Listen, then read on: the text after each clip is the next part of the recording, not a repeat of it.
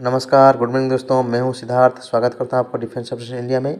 एक हिंदी चैनल है जहां हम हर रोज़ अपडेट्स लेकर आते हैं related to defence and space and other important newses related to India and world. चलिए आज का अपडेट शुरू करते हैं।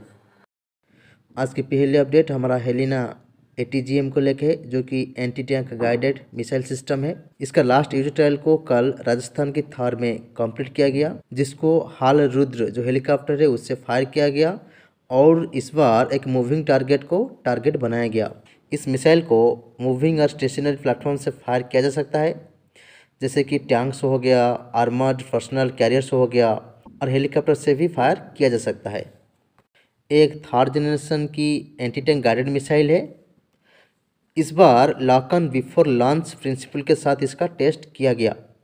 इससे पहले इसका lock on after launch principle के साथ टेस्ट किया जा चुका है, जो कि सक्सेस रहा था। अगर बात करते हैं इस प्रिंसिपल के बारे में, तो इसको लॉन्च करने से पहले टारगेट को इससे लॉक किया जाता है, जो कि टारगेट को हिट करता है। अगर हम बात करते हैं लॉक ऑन आफ्टर लॉन्च के बारे में, इसको लॉन्च करने से पहले एक टारगेट के साथ लॉक किया जाता है, लेकिन लॉन्च के बाद फिर इसका टारगेट को चेंज किया जा सकता है। इस मिसाइल टारगेट को डायरेक्ट हिट कर सकता है और टॉप अटैक मोड में भी ऑपरेट हो सकता है। टॉप अटैक मोड मीन्स कोई टैंक हो या कोई आर्मर्ड व्हीकल्स हो, उसका रूफ के ऊपर जाके हिट कर सकता है जहां पर उसका कोई वीक पार्ट होगा।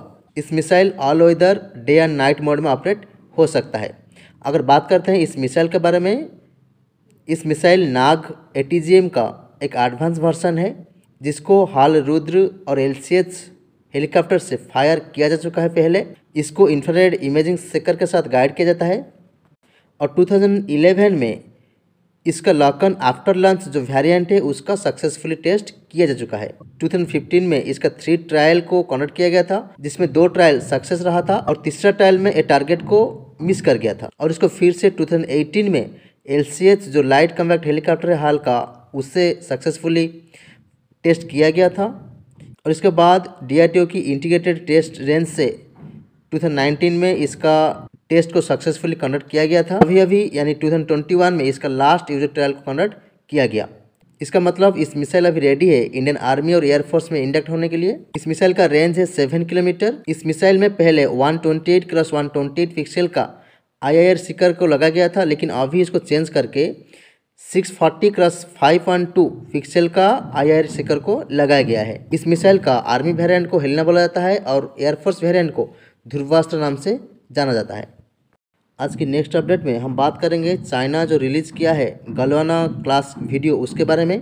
आप सबको याद होगा 2020 जून में गलवाना घाटी में जो क्लास हुआ था चाइना और इंडियन सोल्जर के बीच, उसमें इंडिया की 20 सोल्जर शहीद हुए थे और इंडिया क्लेम कर रहा था कि चाइना की लगभग 40 से ज़्यादा सोल्जर की डेथ हुआ है, लेकिन चाइना इसको खारिज कर रहा था। और अभी चाइना एक वीडियो जारी किया है जिसमें चाइना और इंडिया की कुछ सोल्जर गलवाना रिवर में दिखाई दे रहे हैं और बाद में रात की कुछ अंधेरे में उस वीडियो का कुछ क्लिप दिखाई दे रहा है, जिसमें साफ पता नहीं चल रहा है वहाँ पर हुआ क्या है, लेकिन वहाँ पर ज़्यादा शोर सुनाई दे रहा है। चाइना का कहना है कि उस क्लास में चाइना का सिर्फ 4 सोल्जर और ऑफिसर की डेथ हुआ था, लेकिन रसिया क्लेम किया था कि उस क्लास में चाइना का लगभग 30 से 35 सोल्जर का डेथ हुआ था। और चाइना जो अभी जो वीडियो जारी किया है, उस वीडियो को क्यों जारी किया है उसका कुछ पता नहीं चला। चाइना इतना देर के बाद उस वीडियो को क्यों जारी किया, अगर उसके पास था। चाइना इस वीडियो को एडिट करने के बाद इस वीडियो को अपलोड किया है, ये बात साफ पता चल रहा है उसमें। आज की नेक्स्ट अपडेट हमारा इंडियन एयरफोर्स की अपाचे हेलीकॉप्टर लेके है। इंडियन एयरफोर्स ने अपना सिक्किम और चाइना की जो बॉर्डर है वहाँ पर पहली बार अपाचे हेलीकॉप्टर को डिप्लॉय किया है। अगर हम बात करते हैं अपाचे हेलीकॉप्टर के बारे में, इंडिया ने टोटल 22 अपाचे हेलीकॉप्टर को खरीदा है अमेरिकन बोइंग कंपनी से। और इंडिया का वेरिएंट जो है AH-64E वो अपाचे हेलीकॉप्टर का सबसे एडवांस्ड वेरिएंट है। बात करते हैं अपाचे हेलीकॉप्टर के बारे में। अपाचे एक ट्विन इंजन हेलीकॉप्टर है। इसमें tail wheel type landing gear लगाया गया है। इसमें टैंडम कॉकपिट लगा गया है जो कि 2 क्रू मेंबर के लिए है। इसमें टारगेट एक्विजिशन सिस्टम और नाइट विजन सिस्टम भी लगाया गया है। एक हेवी कैटेगरी का हेलीकॉप्टर है और अपाचे वर्ल्ड का one of the best helicopter में जाना जाता है। नेक्स्ट अपडेट हमारा K9 वज्र होइजर को लेके है। K9 वज्र का लास्ट यूनिट को L&T ने इंडियन आर्मी को डिलीवर कर दिया। इस टेंडर में टोटल 100 केनन वज्र को बनाना था और एल&टी ने टोटल 100 केनन वज्र को इंडियन आर्मी को डिलीवर कर चुका है। और बात करते हैं इसके बारे में, एक सेल्फ प्रोपेल्ड होइजर है जिसमें एक 155 mm 52 कैलिबर का गन लगाया गया है। अभी डीआरडीओ और एल&टी बात कर रहे हैं कि केनन वज्र को मॉडिफाई करके एक लाइट और मीडियम कैटेगरी का टैंक बनाया जाए जो कि माउंटेन एरिया जैसे लद्दाख में ऑपरेट हो सकते हैं। बात करते हैं चाइना के बारे में। चाइना अपना T-15 जो लाइट टैंक है उसको डिप्लॉय किया है लद्दाख में, लेकिन इंडिया की तरफ से T-90 जो कि हेवी वेट कैटेगरी का टैंक है उसको डिप्लॉय किया गया है। T-90 एक बेहतरीन टैंक है लेकिन उसको उतना हाइट पर ऑपरेट करना आसान नहीं हो रहा है, इसीलिए इंडिया को एक लाइट और मीडियम वेट की टैंक चाहिए जिसकी वेट 25 टन से 30 टन के बीच होना चाहिए। और इसीलिए डीआरडीओ और एल&टी बात कर रहे हैं केनन वज्र को एक लाइट और मीडियम वेट कैटेगरी के टैंक में मॉडिफाई किया जाए। और इस मॉडिफिकेशन में सबसे बड़ा चेंज होगा, इसमें जो 155 mm 52 कैलिबर का गन लगाया गया है इसको एक 105 mm और 120 mm गन से रिप्लेस किया जाएगा। और इसमें वेट रिड्यूसिंग टेक्नोलॉजी का यूज किया जाएगा और इसका जो मटेरियल है उसको भी चेंज किया जाएगा, लेकिन इसका चेसिस जो है वो सेम ही रहने वाला है।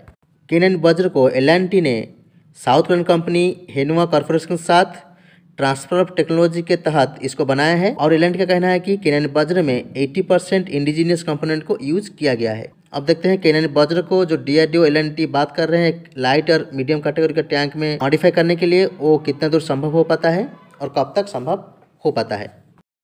आज की लास्ट अपडेट हमारा इसरो को लेके है। इसरो के चीफ के सिवन जी के हिसाब से इसरो ने अभी मंगलयान 2 मिशन के बारे में सोच रहा है, लेकिन इसका कोई डेट अभी अनाउंस नहीं किया गया है।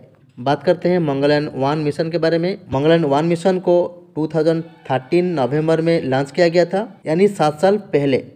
और इसरो का कहना है कि अभी तक वो अच्छा से काम कर रहा है और इमेज भी भेजते रहता है। और के सिवन जी की कहना है कि पहले इसरो ने चंद्रयान 3 मिशन को लॉन्च करेगा और उसके बाद मंगलयान 2 के बारे में सोचेगा। चंद्रयान 3 मिशन को 2022 में लॉन्च किया जाएगा, ऐसा इसरो की तरफ से बताया गया है।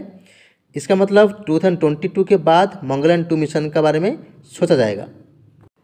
चलिए आज का अपडेट इतना ही। लाइक कीजिए, कमेंट कीजिए, सब्सक्राइब कीजिए डिफेंस अपडेट्स इंडिया को। Okay, thank you, have a nice day, जय हिंद।